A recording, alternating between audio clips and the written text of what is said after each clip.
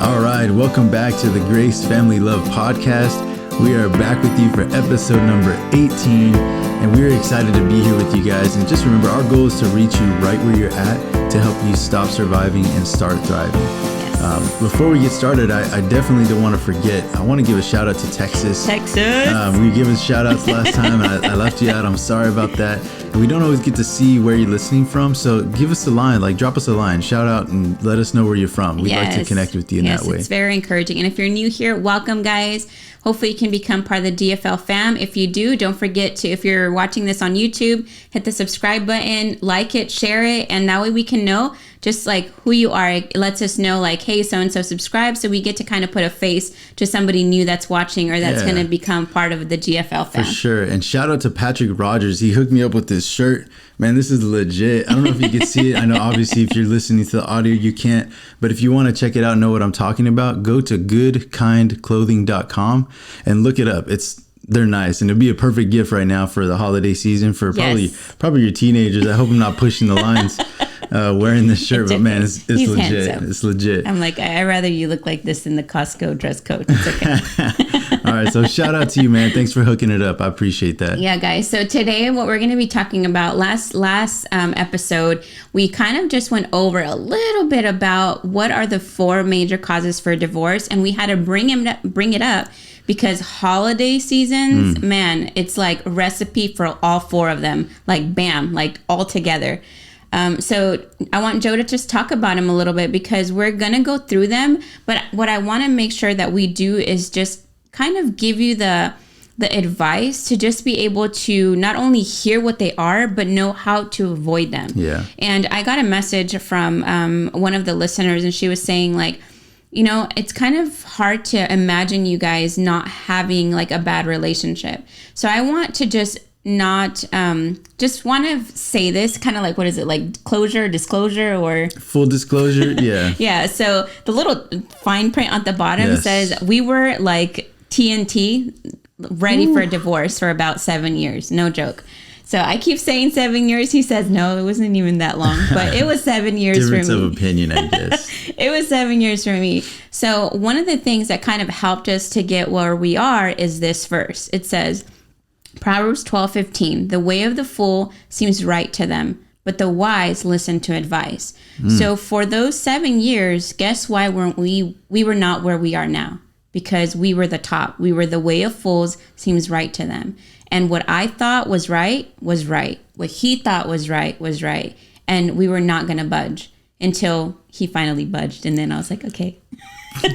And it's weird because if you know us, we had started actually going to get marriage guidance before we even got married. Yeah, seriously, and so guys. If you take her perspective now, right? In 7 years, we're still just struggling through it. It's one thing to hear the advice. It's a whole nother thing to apply it, right? Yep. So that's, I think, where knowledge becomes wisdom is when you take what you've known or take what you've been given and actually apply it to your life. Yeah. So we were listening, we were doing our best, but what happens is it sounds good as long as it's not about me. Yeah. If it's about her, then I'm all in. Yes, get her. She's bad. She's evil.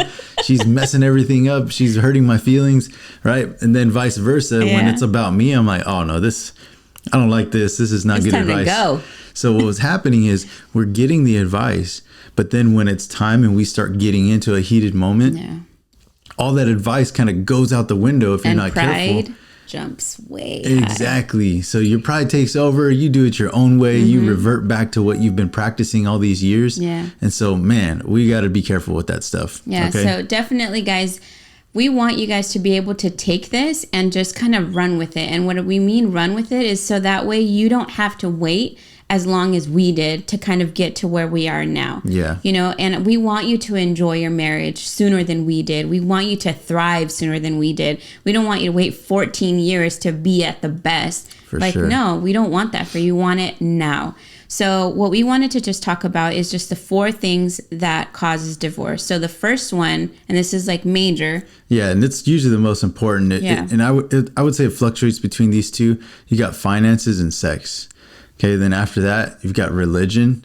okay, which can be very difficult. And then you've got family, which can also add some dynamics that can put a strain on things. Yeah. So I'm going to go over, just touch on them real quickly and throw out a couple of examples on how or why they could cause a lot of strain in the relationship. So number one, finances. I don't think I have to go into too much detail. But if you even start talking about maybe let's say she, right? When I say she, I'm talking about the wife now. She asks him, husband, hey, can I get some money to go do this? And where's your money? Exactly. And that right there shows division in the financial relationship. Okay. A lot of times separate bank accounts. He has his own money. She doesn't know how much he makes, and vice versa. Yeah. But generally what happens is she doesn't know how much he makes, but he knows everything about where her money is going. Yeah. Okay, so that kind of shows a negative, kind of like a dictatorship as far as managing the finances in the relationship. Yeah. Okay, when it comes to sex, just the lack of. Okay, just straight off the bat, that's a problem. Okay. And the reason why is because lack of just not only sex for the guy, like that's what they survive on. That's what they thrive on. And for us, it's the intimacy part. We don't have it. There's no connection. Bam, we're strangers in our own homes. Yep. So that causes a big conflict. Okay. And then if you look at religion, how are we going to raise our children? With what moral values and moral code are we going to use to run our family? Maybe one person is a churchgoer and the other is not. Okay. That's a big divide in a relationship that can cause a lot of strain. Okay. The last one being family. Here's a couple of examples. We're in the holidays. We have a blended family. So blended family, I came from also a family that was blended as well. Yeah, that was a divorced family. So a broken home. So that means I have step parents. And so therefore it could add another dynamic of where are we going to go for the holidays? Who are we going to see for the holidays? How much time are we going to spend where for the holidays? And what happens is if you're not careful, you sacrifice traditions in your own nuclear family in order to please everybody else. But what we should be doing is putting our family first, my immediate family, my wife and my children first, developing our own habits, our own customs, our own, traditions, in order to give the kids something to have when they grow up, to practice with their families. So sometimes we sacrifice that for the sake of everybody else. Okay. Or here's a good example. I'm not even gonna look at the camera when I say this or how about, man, it tastes good, but it's not as good as like when my mom cooks it. Okay. And I'm not saying that because of her. I'm like, wait, what? I'm saying that because I know there's somebody out there that has said that at one point, and I don't want you to look at me like, bro, you're getting me slapped over here. Okay. But what happens is when we start comparing our spouses to our mothers or our fathers. Don't do that, guys. Man, that person. That's tough. Okay. That can cause a lot of fights. Or if you have, your mom has a strong character and she kind of has a lot of say in the way families are functioning, then maybe she doesn't approve of something that your wife does, and she makes a comment or chops her down in some way. And instead of saying, no, don't disrespect my wife like that, you're like, right? And you kind of take your mom's side over your wife. That's all bad, bro. Or bad vice news. versa. Yeah. Vice versa. So these are all like, I know it's like can of worms right here, but we're going to just go over them because we don't want you to think like, okay, you just said all of that. That's all of us. Now what? Okay. We're going to go over them. So just, make sure I tell Joe, like, calm that nerve right here, because it's nerve wracking, to just hear all these things. And then I bet you anything, immediately as Joe's talking, you're already thinking that the other person's doing that versus looking at yourself and seeing what you're doing. I bet you that's not happening right now. So you want to make sure that we touch on both sides of the things that maybe both parties are doing. So that way you can make sure that you don't do those things around these times. Okay. So we're going to spend probably a little more time in the finances today, but we'll start breaking them down throughout the rest of the podcast as we go throughout our week and throughout the rest of this month. But so I want to kind of start asking you a question. What was it in your mind was happening when the moment that I would bring up the budget or finances? Oh, man. So for me, you have to understand like where I came from. And this usually happens when you have already like history. And usually everybody that's getting into dating or married, nobody usually gets into it just freshly like a new little baby. No, you got baggage. Everybody has baggage. So usually when you get into a relationship, you already have like all these things like you're holding on to dear life, like you ain't gonna take this from me. You know, right. like you do. And for me, when I was previously engaged, I guess you can call it, I wasn't in control of the finances. My significant other was. So he controlled everything. So all I could do was say like, we need this, or can we have this? And most of the time it was like, nope, you don't need that. So when I finally like separated and I had my own job and my own money, like I was paying my credit cards, I was like, ooh, this is nice. I get my own money. And then here I get married and this guy's like, what are you going to pay with your money? And I'm just like, wait, what? Like, isn't my money when we get married and your money is your money? But then you still have to give me money too? And it was just like, no. So it was very touchy for me, for him to kind of say, we're going to combine these things together. Because in my mind, I was like separate and I didn't know how to be together with you, especially with somebody at the beginning that didn't seem like you had me for like, what is it called? Like as a priority. Yeah, priority or best interest. Like I didn't see that, you know? Got you. So I appreciate that. Here's what I'll do. I'll express and explain how I felt and what I was doing and what I was trying to do, because I wanted to do the right thing. And if you don't know me, I've come from divorce. So I've been through that process and it's terrible. It's a miserable process.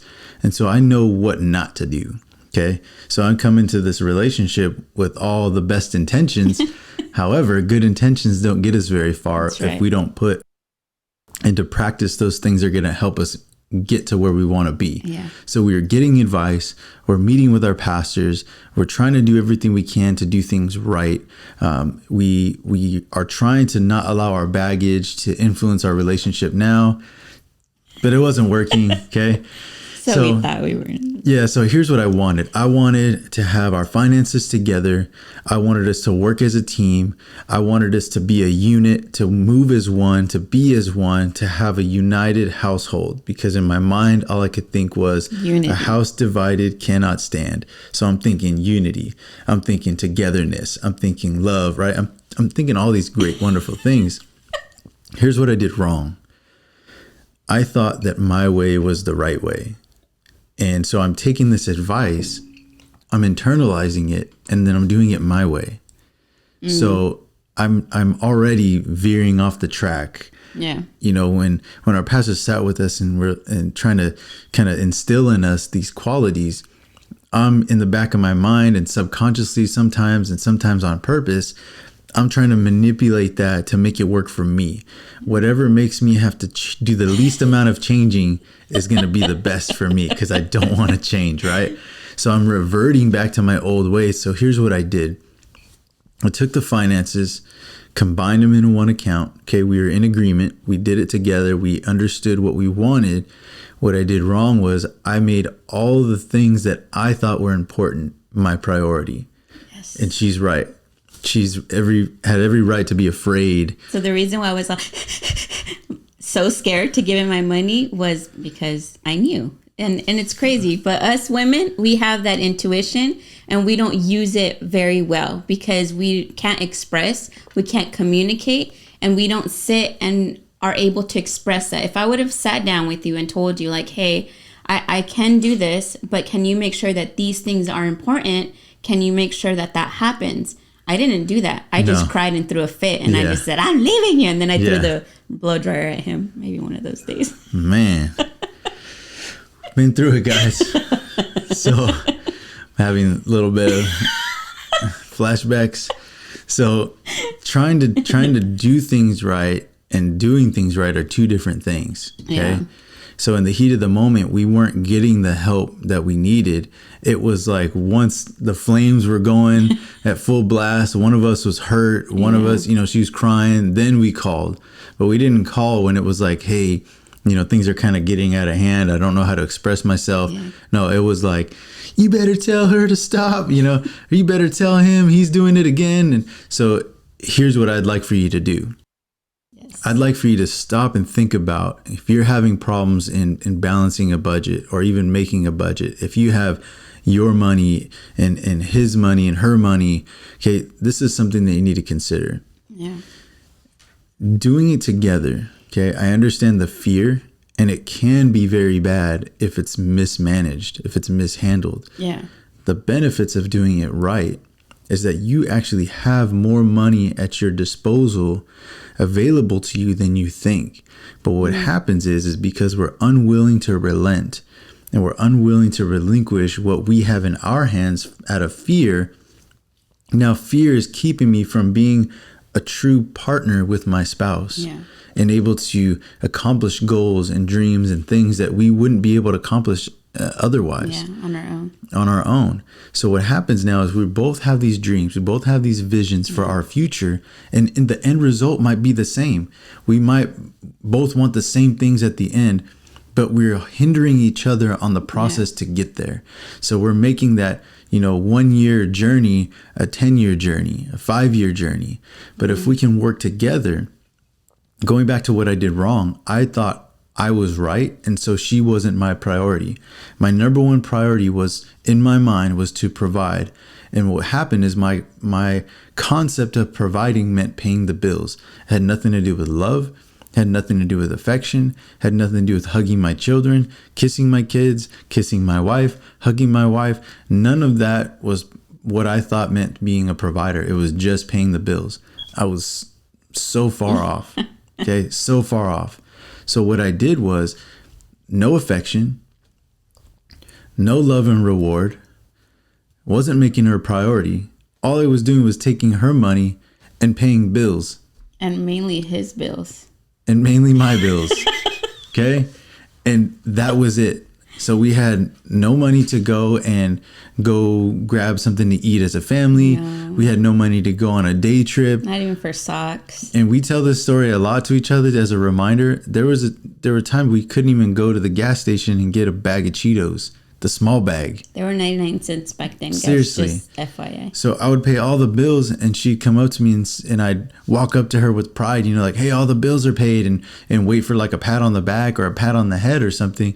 And she's like, well, that's great, but the kids need socks.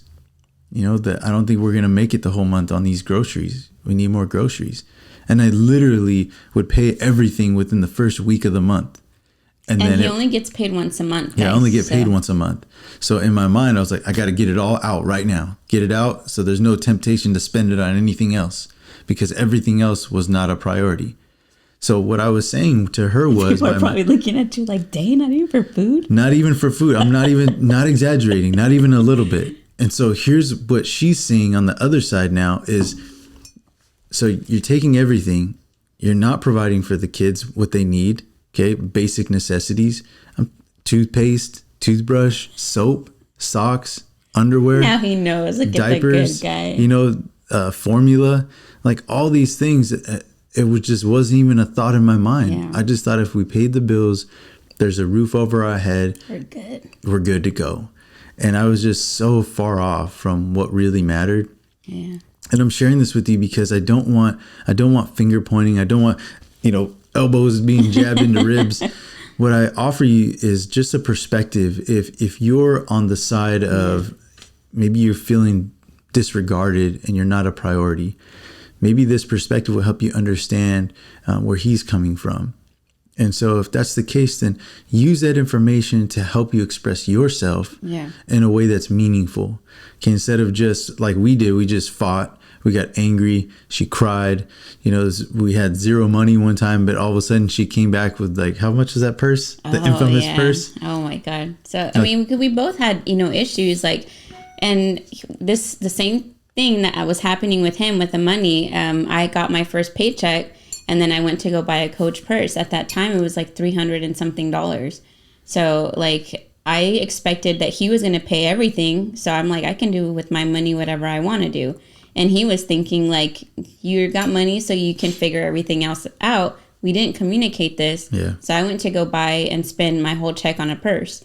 So I came back and, then I had to like sell my purse to just get groceries because I wasn't counting on that. But these are things that like at the moment you're learning and you don't know, so we want to make sure that we just express that to you guys and talk about it. And you can say like, oh no, Vanessa, like we're not there yet. But the thing is that when you're not able to be able to communicate to your spouse and say like, these are the dreams that I have, these are the vision that I have for us, and you just keep it to yourself, then just because you're buying a purse or spending it on your dream, but you guys, it's almost the same. It looks different. That's what I'm getting at. So you guys need to be able to communicate these things, because when you guys are in agreement, you guys are able to go so far. You guys really are, because you guys are together in this. So the only reason we're sitting in front of you having this podcast is because I shared a dream with him, and we worked together to just be able to come to an agreement to be here in front of you. And, thank God provided, even like in the worst year financially, like God came through, like he just did, so we want to just make sure that you guys can be together, be in communication constantly. And think about it this way. One of the things that really worked between us that didn't necessarily spark like a good feeling in me was when he mentioned a budget. I was like, no, you're not going to tie me down. Here it goes again, 14 years later. Because we just started doing budget, last year? It was about a year and a half. Like a year and a half ago. Yeah. So look at how, like, even from then, here I am still like, he's saying budget. Oh my gosh, like I'm already like hyperventilating over here. And I swear, like the first couple of times that we talked about it, I cried. Like I literally cried.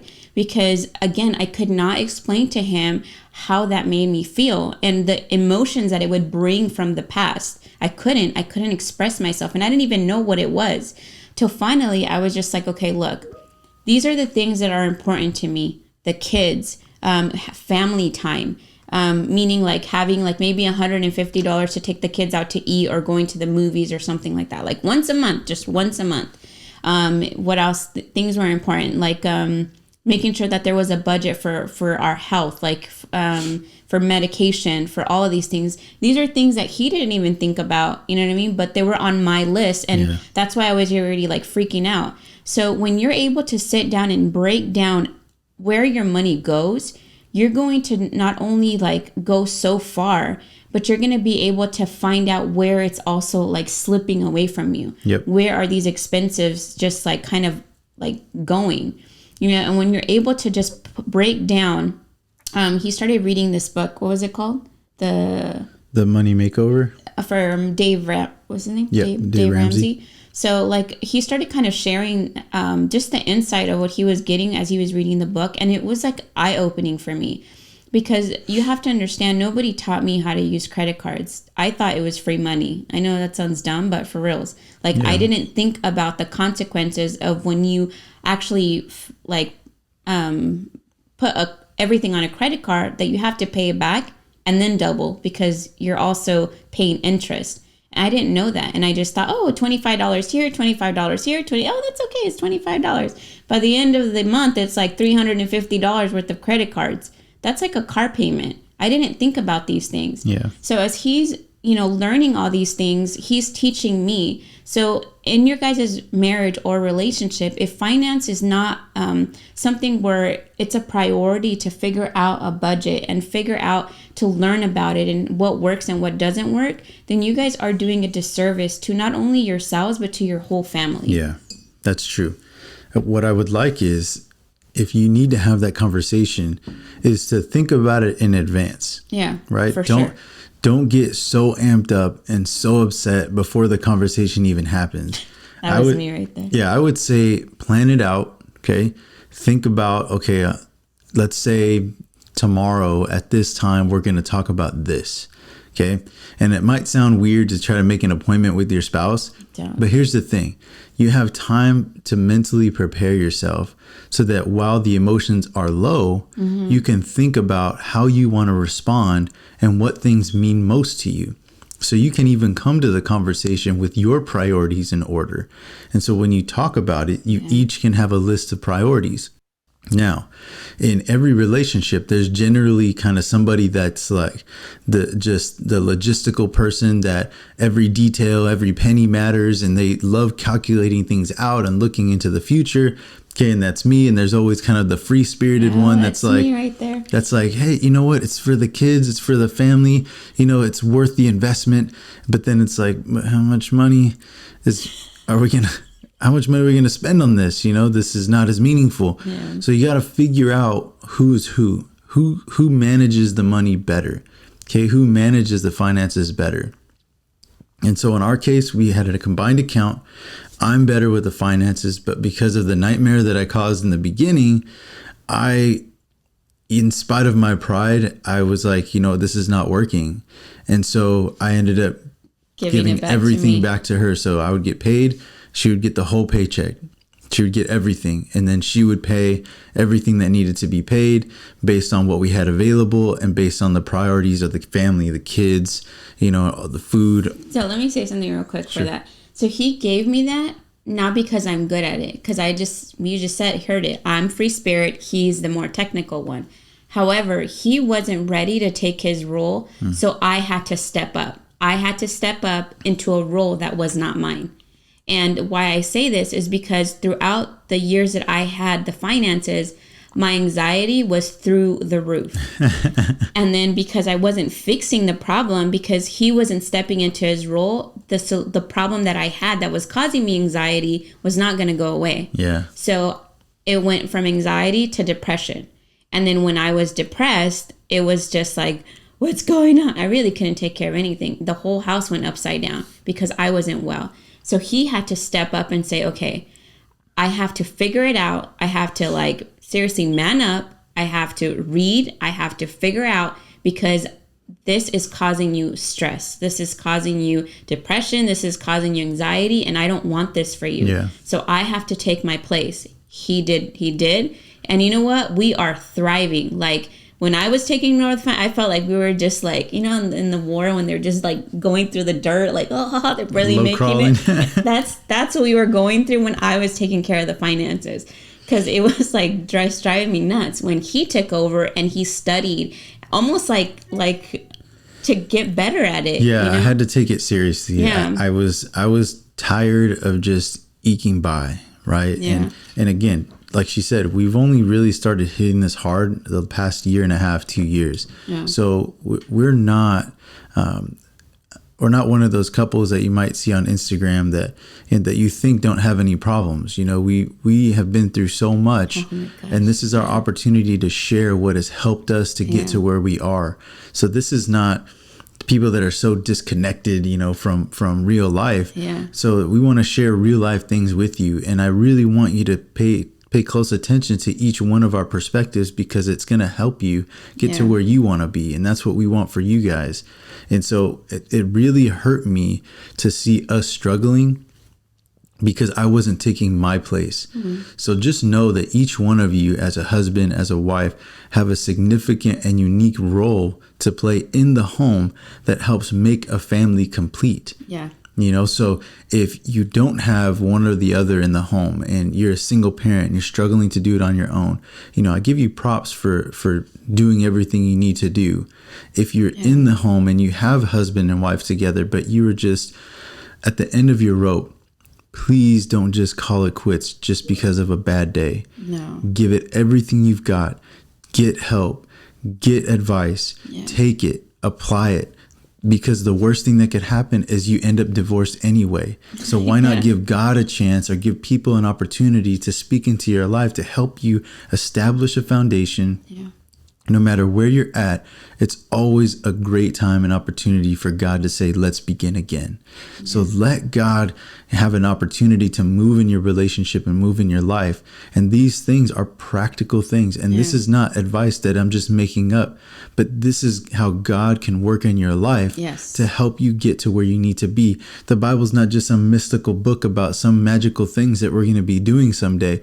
No, the Bible is God-inspired words that are left to us to apply to our life, to put into practice practical advice to help us to thrive. Okay. And again, it has nothing to do with material things. However, when we do these things right and we do them well, it opens the doors for us to love each other more deeply, to help us to work together, to be in unity as a home. And that is so important. Okay. And so God is not just concerned about what you look like on social media or how you feel. God is concerned about your soul, about salvation, about your well-being. Do you have Jesus in your heart? After that, the door opens up to all these things that he wants to do in you and through you and in your life to help your family be a strong unit, be a strong, how do you say it? Kind of like this place where his love can thrive. Okay. And when God's love thrives in you, in your relationship, in your children. What was that? It overflows. Yeah, it overflows into all the other relationships. Okay, so even though it's about finances, we don't disregard God and his advice. This is biblical advice. God is concerned with your finances. And it says very, very clearly in the Bible too that the borrower is slave to the lender. So when we get ourselves consumed with debt, we become slave to the lender. And you hear it time and time again. People work just to pay bills. There is so much more to life. Okay, there's so much more to life than just paying bills. I thought I had it right. I thought being a provider was paying the bills. No. Being a provider is providing in all the different facets of life. That means, is your home a peaceful home? If not, are you helping to provide that peace? Okay, a home is a home with love.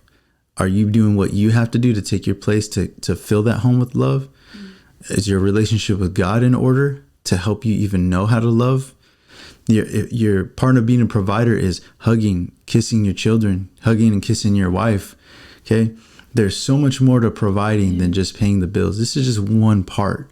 So imagine if we're getting all these other things wrong in the other areas, how stressful and painful it can be to be in a relationship.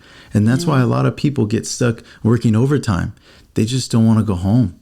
It's sad, but it's true. It's so much easier to go to a job where you know what your role is. It's clearly defined. And when you provide the function of your role, you actually get praised for it. People say thank you. You get a paycheck. You might get a raise. You might get a bonus. People that thank you. Okay, people are happy to work with you because you do your job well. So it can't be that, one, we'd rather be at work than home because it's miserable. But on the other end, it can't be that the people at your spouse's job are praising them more than you. Like, of course, I want to be around people that thank me and appreciate me for what I do. So if you're going home and you're not appreciated and you're not even thanked for what you do, then that's tough. That's a hard place to want to be at. So evaluate where you're at. Going back to this conversation about the finances, think in advance about what matters to you and what your priorities are. So when you sit down and have the conversation, you have to decide, okay, who's better at managing the finances? Who's better at managing the money? And so once that's determined, you don't have to have the whole conversation in one day. Maybe that's just enough. Maybe it starts getting heated and you say, you know what, maybe we need to take a break and we'll pick it up another time. Okay, one more day is not going to break you if you've been doing it this way for years. Okay. But the end result is this. We determined that I was the one that was better at managing the finances. So what I had to do was I had to mature. I had to grow up. I had to understand that being a provider is so much more than just paying the bills. And at the end of the day, they don't care. They don't care about me or my family. They just want the money. Okay, that's not a relationship. Okay, and it's not beneficial for me to get in so much debt that I can no longer enjoy little things with my family. So once we determined that I was going to take control of the finances again, a couple of years ago, we had to have a sit down talk. And I said, okay, I need to change my approach because the way that I've been doing it is not working. Okay. Again, maturity. I can look at her. Okay. She would cry. She would throw a fit. She would get upset. But I can't control that. I can only control me. So it took a lot for me to say, maybe I'm going about it the wrong way. Maybe I'm not approaching her in a way that means something to her, that will let her know that I care. So I was reading that book. And so what I would do is I would only share about the successes of the family unit. And I said, man, look at this family got to do this. This family got to do that. This family accomplished this. And so she was listening because it had to do with the family. And so then later on, I was thinking, I see. I was like, okay, well, how can I bring this up without causing a fight? And so here's what I did. I said, I think we were sitting in the bed one day and I said, babe, I really want us to accomplish a lot of things and I think we can do it. But as I'm doing this, I want to know, like, what matters to you? What's most important to you? If I were to make a budget, what would you want to make sure that I included in there? And then that was it.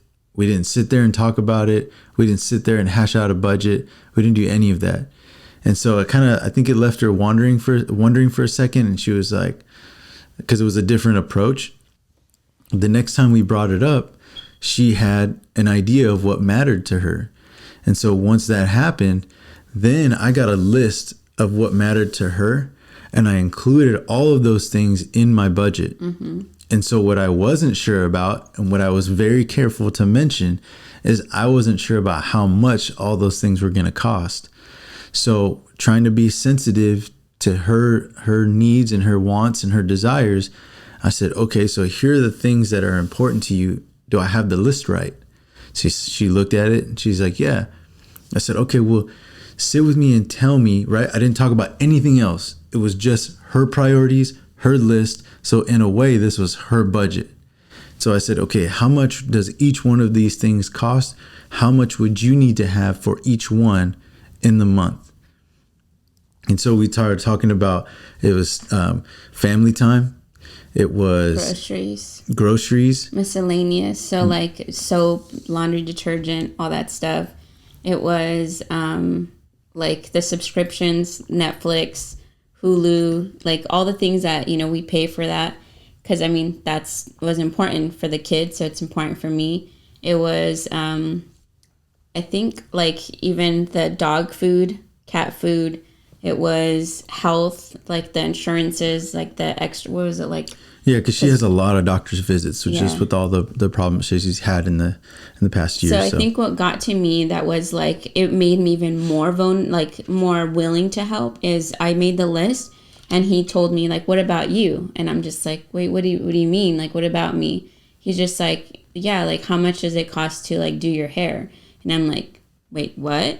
Like he goes, yeah, like how much does it cost you to do your hair? And I'm like, it's expensive. And he's just like, well, like how much? So like I told him and he's just like, okay, what about if we break it down every month and I give you, so he goes, how many times a month do you go? I go, well, I don't go like till every 6 months or something like that. So he goes, okay, so let's break it down. He goes, what about if I give you so much every month? So that way by the time you go, you have enough for your hair. And I'm like, oh, like, man, okay. Like he sold me on that. And then he's just like, what about your nails? And I'm just like, wait, what? Like he blew my mind when he told me that. Like he goes, yeah, because, because I was working and I teaching and doing workshops. So I'm constantly like moving my hands around. And to me, my nails are a big deal. Like I love to have them done. So he put it in the budget. And like with that, he sold me. Like I didn't care what he did. He could have just not given me anything anymore. But because he cared about me, I was willing to just go overboard and just do whatever the heck he told me he wanted me to do because he cared about me first. Like, yeah. So that was my approach. I tried to put her first and make her the priority and then build the budget around her. Yeah. Okay. So that didn't mean that all the money goes to her and all her wants and needs first. It meant that she was part of everything that I was considering. She was my first consideration. And that's all that it took. So that really opened the door for us to start pushing forward to get to where we are today. So if you're in control of the finances and you're having a hard time, change your approach. Mm-hmm. Okay. Be mature enough to sit back and think, okay, what am I doing wrong? How can I do it differently? Yeah. Because really she, whoever depends on who's managing the finances, he or she is depending on you to come in and kind of save the day. Yeah. So they're willing to forfeit and give up control, but they just need to know that they can trust you. Yeah. And so that's a very difficult step to take if you're not even taking them into consideration. Yeah. You can't just demand all the trust or all the respect and demand all the money without showing somehow, some way that you're trying to meet them in the middle. Yeah. Okay. It's important. So yeah, so I hope that this was beneficial. And when we made the budget, okay, the next step was, how do you manage the money that you have? And so what I do personally is I just use that simple envelope system. If I separate everything out. And the app too. Oh yeah. So I separate everything out, right? And so what I did was I wanted her to do the same thing so that she could actually see, because remember before she was talking about credit cards and swiping, and when you do that, you know, you don't have the kind of the pain inside that you feel when you physically hand over your money and then you see that it's gone, right, from your wallet or purse. And that actually causes something that is a reminder for you to be responsible and to be aware of what you have. When you're swiping the card, you don't have that trigger or that pain that you feel when you give up your money.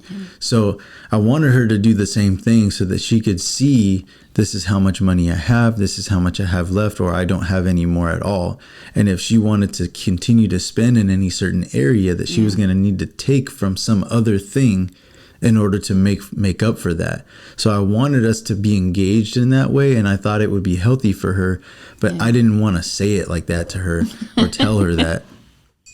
So what I did was I actually went online and I bought her things to use to help her organize her money, but I had to try to find things that were like her style, like these like girly envelopes that have these label makers, and it was really weird, but I thought, man, please let this work.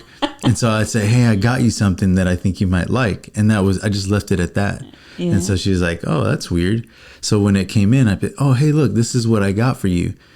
And so I think at first she used it, but she kind of develops her own way by now. But I think the idea that I was thinking of her and that I tried, I think that meant a lot. Yeah, it did. And it was actually, to me, it really, really helped, because what it was is he gave me the amount, like the large sum of whatever everything cost. And then I was responsible to make sure that I kept that, and it covered everything because he gave it to me, like, and I wasn't going to get anything anywhere else anymore. So I made sure that I put it in envelopes and everything was labeled, the dog, food, health, whatever. So if there was anything that was left over during the month that I didn't use, then I would just add it to savings, which I had never saved in my life ever, because I spent every last penny. And you can say like, man, Vanessa, like, are you kidding? Like, I even know how to save that. Like, that's great. But I wasn't taught that. I didn't know that. And as a kid, as a teenager, as a young adult, we just spent half of the time trying to survive in our marriage. I wasn't thinking about saving. Yeah. I was thinking is about surviving and not divorcing him, because I already have a kid from another person. Now I'm going to have a kid from another person. And then if I get married, they're probably going to want to have a kid. So then I have a kid from another person. So I was literally focusing on that. Yeah. So now I'm just like, okay, I have it and I can do it. So it was very, very helpful for me, because I was able to see what I had and what I did not have. And it was very eye-opening for me. And it took us, like, I'm telling you, to like a whole nother level. Yeah. And so for me, what I use that helps me is I use the app on my phone that's tagged together with everydollar.com. So that's something that I learned, just reading Dave Ramsey's book. It's a good book. Yeah, it's a good book. I'd recommend it to anybody. And what I would say is this, though.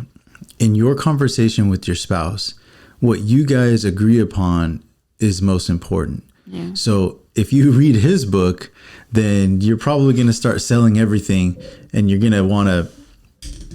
Go ahead. Sorry, guys. My microphone fell. I don't know how to do this thing. Okay. I got your back. Oh, thank you. You're welcome. I got your back. So if you read the book, it's pretty intense. So if you follow his direction, it will work. Okay. It's proven. It's tried and true. Yeah, it will really work. Good. but you'll probably end up selling everything but the kids. That's kind of how he puts it. Okay. And it works. Don't get me wrong. It's a great system. It functions. If you can agree on it as a couple, by all means, hit it hard, get it done, get through it. You'll be better for it. Yeah, for sure. For us, she wasn't willing to be that intense. Okay. So I was, but we had to be okay with coming to an agreement on what worked for us. Yeah, being in the middle. Right. In the middle. So we have a system that works for us. Okay. Our system may not work for you guys. However, the baseline about developing a budget, working together, okay, allowing God in your relationship to help you function together, okay, because His grace is really the only way that we can make it work, because we are just so different. Our priorities a lot of times are different. Yeah. And it takes God's grace to really help us see each other from the other person's perspective, okay? So I use everydollar.com. I have the app on my phone, and it helps me track everything that I spend. And I take the time to write everything in there, like down to the penny. And so like I was disgusted with myself with that time when Aiden was in the hospital, because I think I like single-handedly kept McDonald's running through the pandemic, because it was ridiculous. Okay. I feel horrible right now. Like my body, I feel disgusting. And it's already been like a month since Aiden's surgery. Yeah. And I rolled right into Thanksgiving. And so I'm still eating leftovers. I feel terrible. My pants don't fit.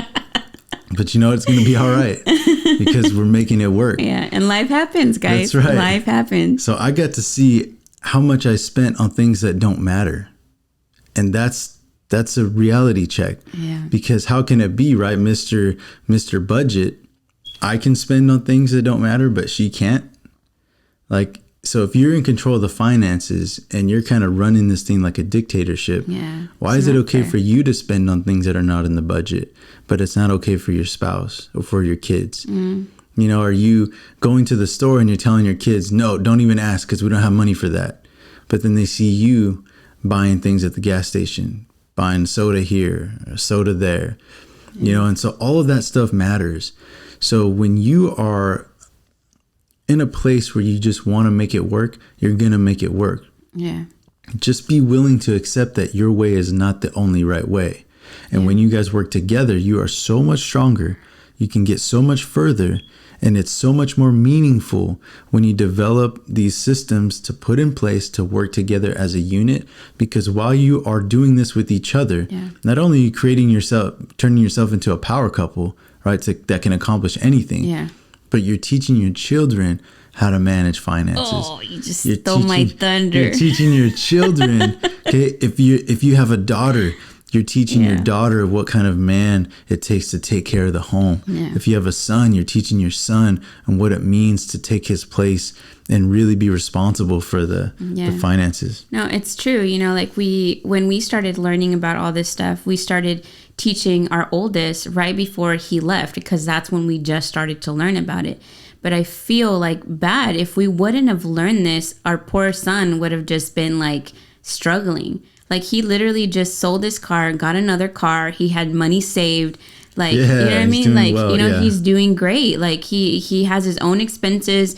You know, he has his job. He saves his money. Like, but we were able to teach him that about debt, about credit cards, about saving, you know, like what it looks like, about tithing, about all of these things, you know, and now our youngest one, which is Aiden, like Aiden and Brandon, they're like our two younger ones, one's 16, one's 13, but their concept of how money is and what hard work gives, like, and pays, and what tithing does, like, I'm just blown away. I'm like blown away to see them, you know, and to hear my kids say, like, I was in the car with Brandon, like maybe like a few weeks ago, and he was saying, you know what, Mom, like he's not with me every weekend, so he's not at church all the time. So he's like, you know what, Mom, I had like almost $40 saved for tithe, and that's $400 that he got. And he was saying, you know what's so neat? He goes that, like, I don't even have like a steady job. Like, he goes, he does like, you know, lawn work or things like that. But he goes, like, it just amazes me. Like, when I have God first, like, God provides. Amen. And he's just like, I'm a kid. Like, Like, what kid's just going to have $400 within a year? Like, it's COVID year. Like, I have $400 and I don't do nothing. He's just like, but I see how God just really provides. And, he thanked me. He thanked us for just being able to teach him that. My other kid, like, he's been saving cans and bottles. Like, Joe just took them the other day to go get the money, like, for them.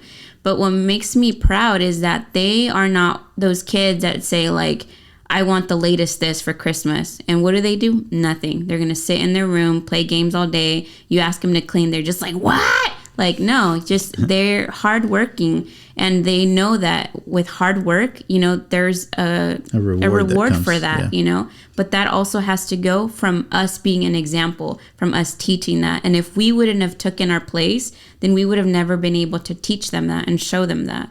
So it makes a difference. And this is where I think we can do better at is instilling those things into our children. And that can only happen when, like she said, when we're not so focused on surviving that we are just like so unaware of what's going on around us because all I want to do is survive. Okay. And you working together with your spouse in this area will help you guys not only stop surviving, but taking those trips, right? That you desperately need sometimes. Yes. Okay. And it doesn't always have to be so thought out and planned out. Just go for the day if you need to. In the beginning, that was our thing.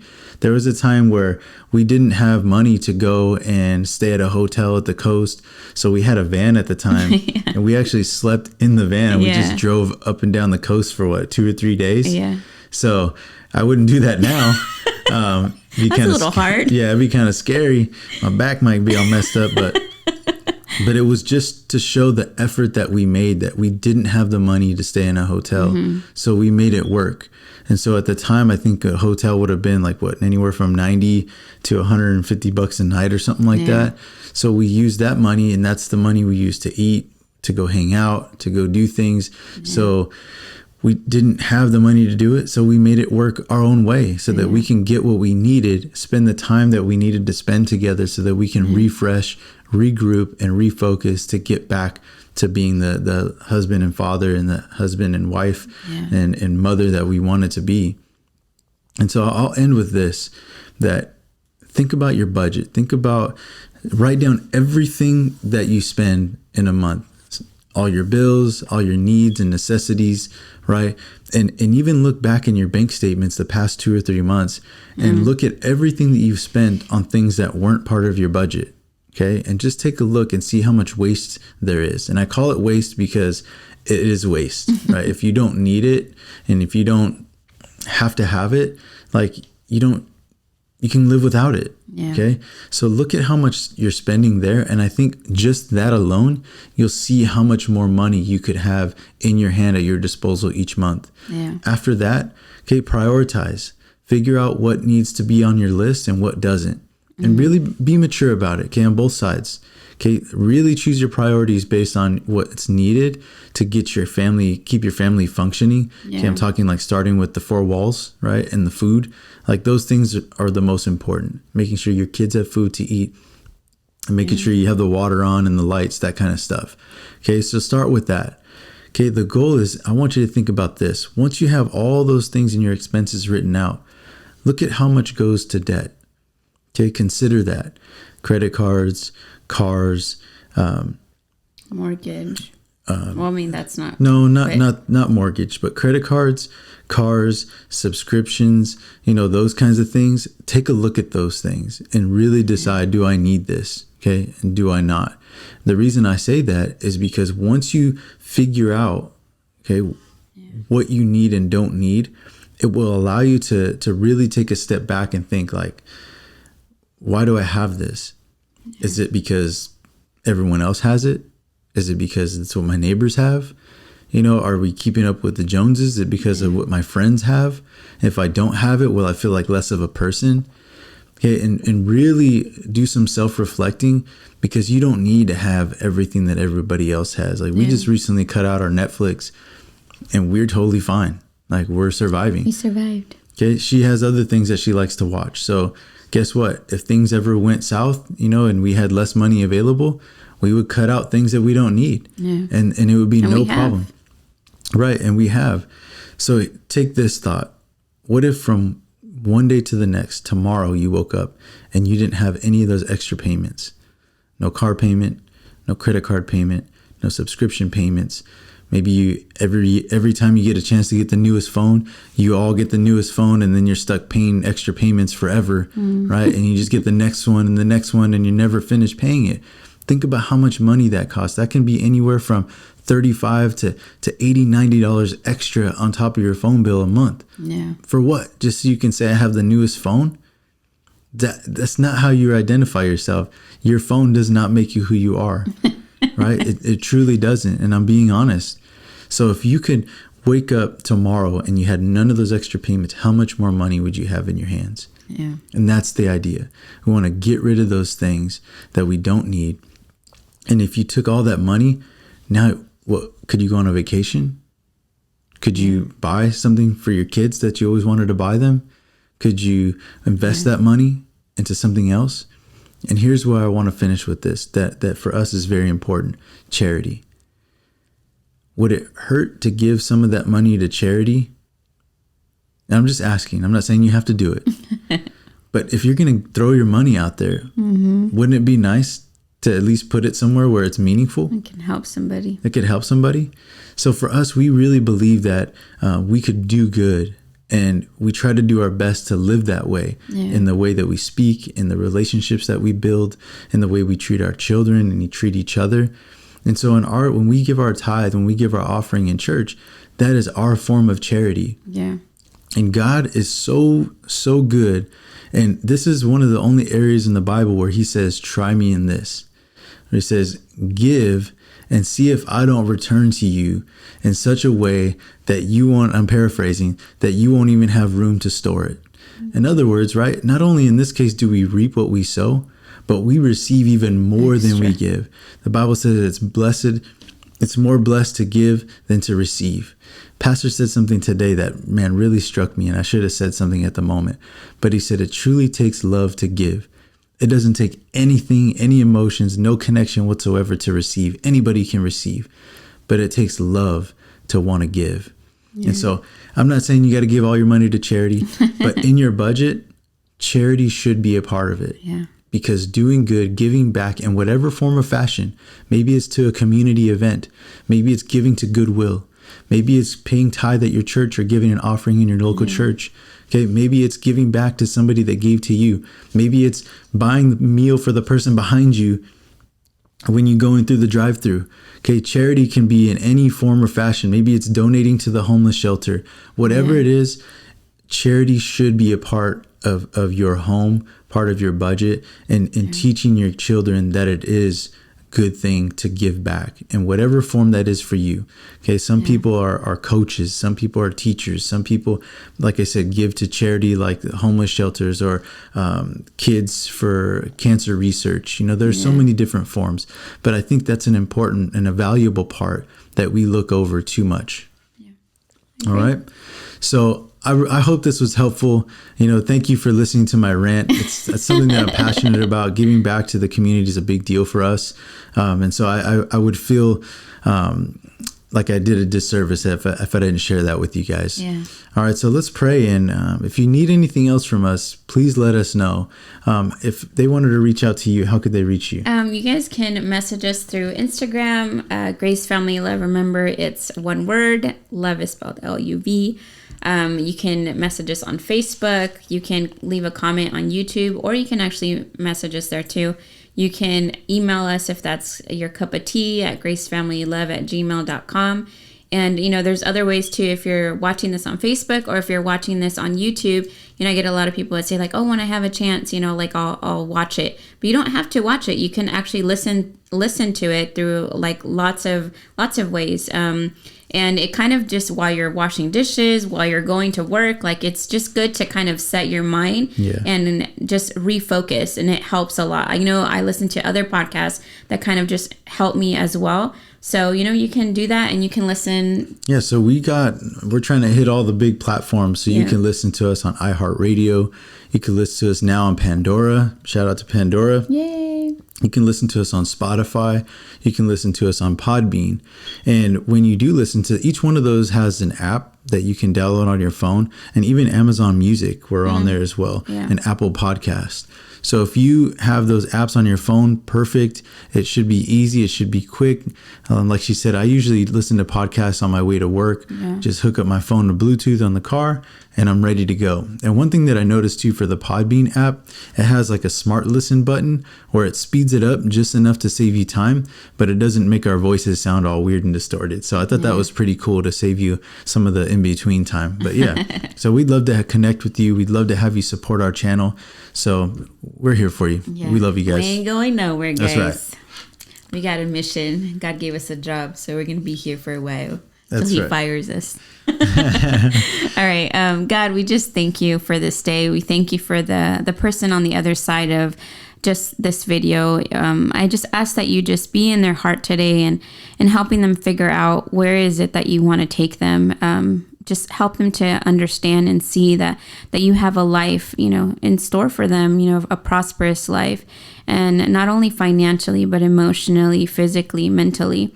I ask that you just help them to come together with their spouse, to be united, and to just be able to not only bring you into their home, just money-wise, but to just be able to bring you in their home completely, in every which way. And I thank you for them. I bless them. I just ask that you just help them to have a good week, help them to just be able to be in a good mindset. Just ask that you just take away all stress away from their heart, from their mind, and just give them peace, and just multiply the grace that you've given them, and just be with them this week. In the name of Jesus, amen. Amen. All right, guys. God bless you. We'll see you soon. Bye, guys.